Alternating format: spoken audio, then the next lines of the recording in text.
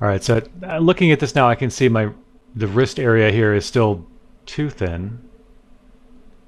So I'm going to build some of that stuff up a bit more. And it's going to be a pretty straight line.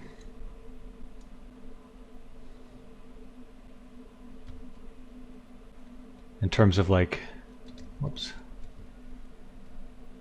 what's happening here. So I got like a little bit, there we go, that's a little bit better.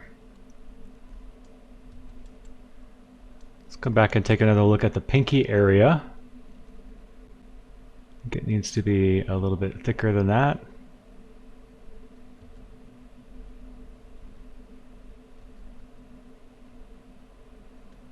Let's make sure we haven't gone too crazy with the angle.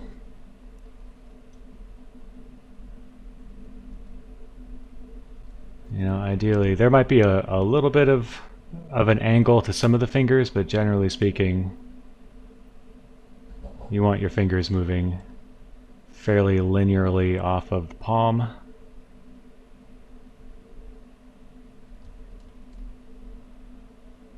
Let's go ahead and isolate our ring finger one more time because it feels like it might be a little bit deeper on this side than this side, which is pretty reasonable considering the move operation I did where I masked the top and then just moved it.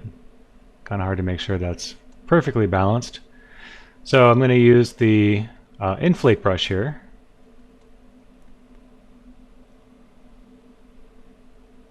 And then hop back over to, for the time being, I'm going to add the move brush right here. So to do that, you just go to your preferences, config, enable customize, and then in this case I want to add a brush. So I'm going to go to my brush menu. Here's the brush menu. You can see I've got something there where if it's already darkened, what that means is depending on what mode you're in, you may or may not have an option there in the UI. So I'm going to go ahead and select a Z-sphere. And that's usually the thing that makes this pop up. And so nothing popped up. So I'm actually just going to get, like, basically if you hold Control and Alt, you can drag stuff off of your UI into the workspace, and that will make it disappear. So I may at some point discover what it was that I used to have there and then, you know, be sad and miss it and put it back. But for now, I don't think that's going to be much of an issue. I'm going to give myself a little bit of space here between the buttons and the rest of it by moving my little back face mask down a bit. So now I've got move and inflate, so I don't have to keep going to my brush menu. Go ahead and close that. And then go to preferences, config. I'm going to hit store config. And then for you guys, you'll want to either hit load UI for when you ultimately jump into this project, and then just go grab the config file that that results from the save UI operation. So there should be too much mystery around that process, but just shoot me an email if you're having trouble with it. Because again, like doing this tutorial without this UI would be probably a little bit more trouble than it's worth. You can always go back to the other UI if you like it better. Again, just build your own. It's super easy. All right, so that finger is like a little bit more consistent. I mean, maybe where like the knuckle, sorry, suggesting where those knuckles are, like maybe it's going to be like a little bit further down. The spacing on the knuckles tends to be a little bit more consistent. And again, this is the ring finger, so we do have a little bit of curvature along that top edge there, so we can live with that. And this is a lot more horizontal than I currently have it. It's probably closer to something like, almost like that, now that I'm looking at it in isolation. So let's see how that fares with the rest of them. Let's do that similar treatment here with the middle finger. First of all, we'll go ahead and try to raise this up so we're at a similar angle.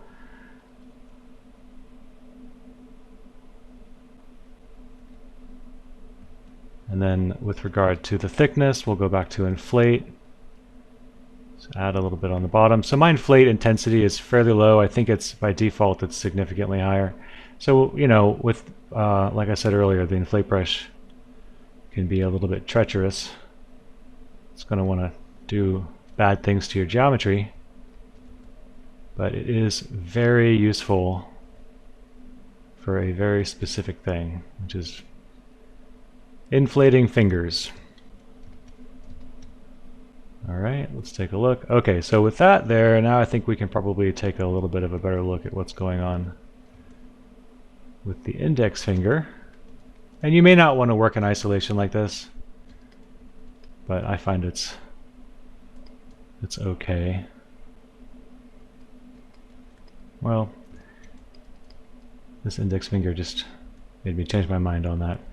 Mostly because the stuff I want to mess with is attached to the hand. It's a little bit tricky to see here, but this hand stuff is just a little bit thicker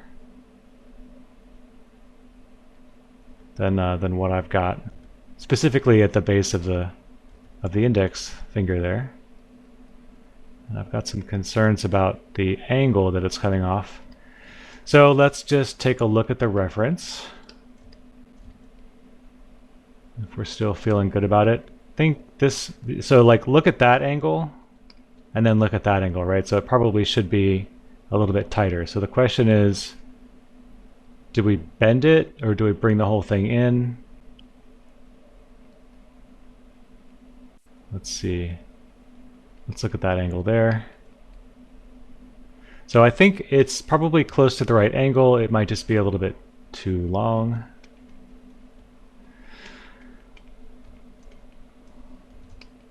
So holding shift, I sort of draw my line out there, and I just want to kind of tuck this finger in a little bit more like that. And so the index finger here, sort of looking at how soft that little V is there, I think that's okay. But there's definitely a thicker, like this first index knuckle here, I think is thicker than I've got it fairly significantly. And I kind of feel like I have a weird bend on this finger.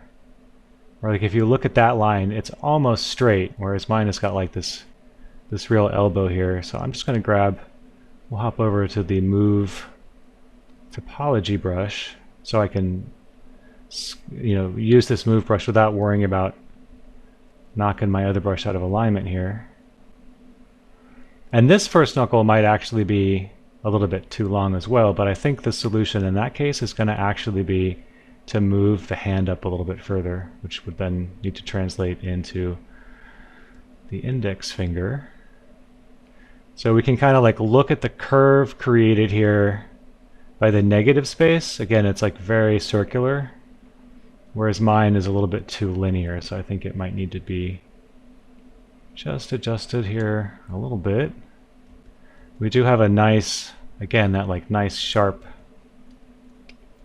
corner there on that first knuckle of the pinky, but I don't know that we have enough geometry to really start messing with it. So let's just sort of, looks like the thumb, I think I'm probably got to be fighting different views here with regard to the thumb, because from here it feels pretty thick and massive, and here I think it might also feel fairly substantial, but not necessarily, it's not necessarily going to be giving me this exact same information with regard to the silhouette. If I pull that stuff out a little bit. Alright, so in the next video I'm going to add another subdivision and continue refining what's going on here with the finger shapes.